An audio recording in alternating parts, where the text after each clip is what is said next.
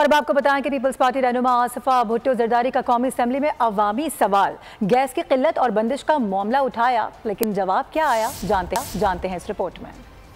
मुल्क में गैस क्यों नहीं है, किल्लत और बंदिश की वजह तो बता दें। आसिफा भुट्टो का कौमी असेंबली में अवामी सवाल। With the ongoing gas crisis across the country, I'd like to urge the government to give a reasonable explanation for why people are suffering in remote areas across the country, especially in urban areas as well. वफाकी वज़ीर petroleum Mossadegh Malik ने जवाब दिया, gas के ज़खायर हर साल कम होते जा रहे हैं, हमारे पास इतनी गैस मौजूद ही नहीं कि दे सकें। कि हमारे जो गैस के वसाइल हैं वो हर साल डिप्लीट कर रहे हैं और उस डिप्लीशन की वजह से हमारे पास गैस जो एग्जिस्टिंग हमारे कस्टमर हैं उनको फराहम करने को है नहीं। जिस भाव LNG या इम्पोर्टेड गैस आती है सर, हमारे डोमेस्टिक कस्टमर्स जो हैं वो खरीद नहीं सकते, उनकी कुव्वत खरीद से बाहर है। वफाकी वजीर ने बताया कि इस मसले का एक हल है कि बाहर से गैस मंगवा कर फराहम करें, लेकिन मसला कीमत ज्यादा होने की वजह से घरेलू सार्फिन वो खरीद नहीं सकते।